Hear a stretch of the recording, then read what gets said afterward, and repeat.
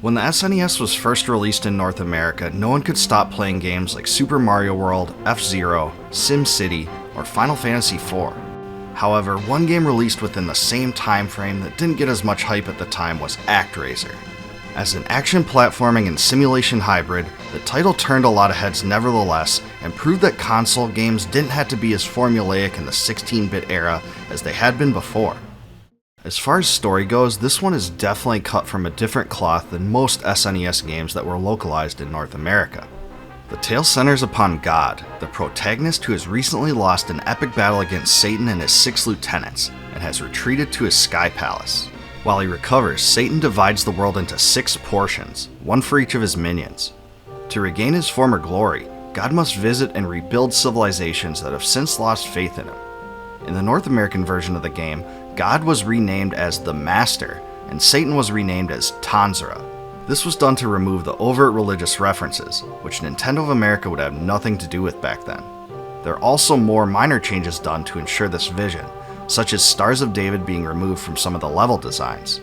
I think Enix as a publisher was a little inconsistent about this, as you can clearly tell there's some demonic imagery in some of the levels and bosses as well. A lot of the edits seem arbitrary, so perhaps the publisher just did whatever they could to keep in as much as Nintendo would allow at the time. Actraiser's gameplay alternates between full-action platforming stages and complex city simulation stages. In the former, you'll find everything you'd expect from a 2D scrolling action game of this type.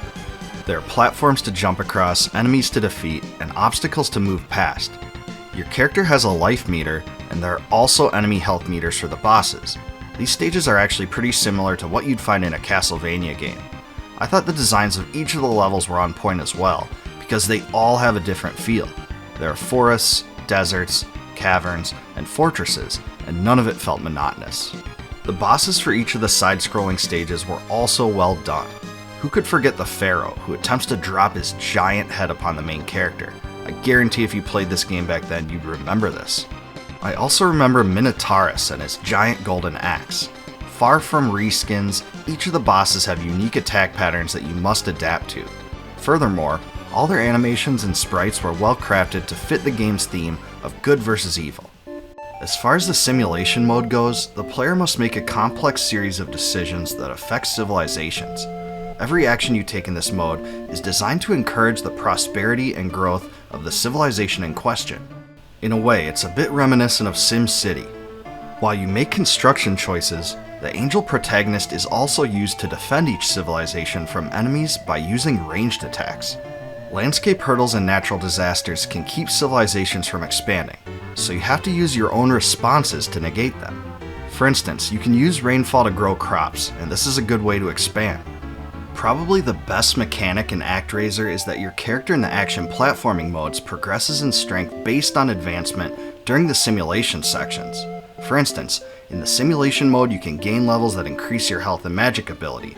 In addition, the more populous your civilization, the more often you receive offerings from the happy inhabitants, such as special items and spells. This was just a great way to keep cohesion between the two game modes, and didn't make the duality of the two feel awkward at all. After you beat Actraiser once, you unlock Professional Mode, which puts you through the action platforming stages with full health, but grants all enemies double health as well. On the bright side, this provided an additional challenge beyond the standard difficulty, but the best way to play through the game is really the normal mode where you do have the simulations. They really do make the game. When Actraiser's brought up today, it's very likely that you'll hear about the game's soundtrack, and there's a pretty good reason for that.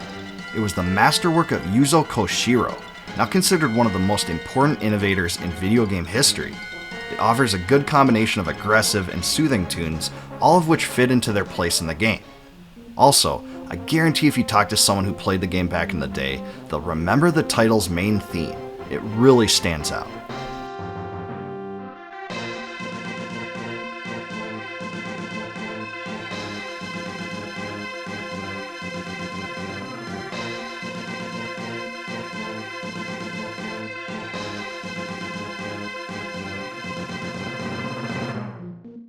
If there was one way to describe Actraiser at the time it came out, it was unique.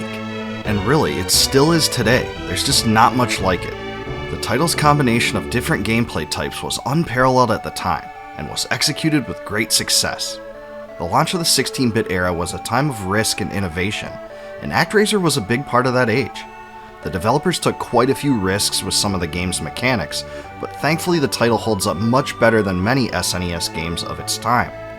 Unfortunately, Actraiser was not included on the SNES Classic console that Nintendo released in 2017, and this fact drew quite a few complaints from fans.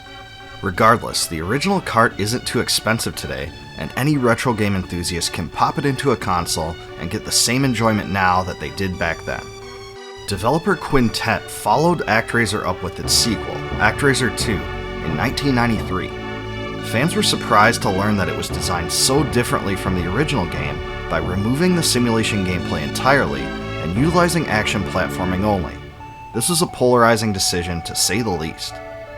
If you like this review and remember Actraiser, leave a comment below about the most memorable aspect of the game to you.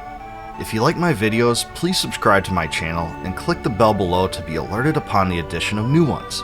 Also, please consider supporting my channel via YouTube's Join feature to receive member exclusives, such as advanced videos and complete video transcripts.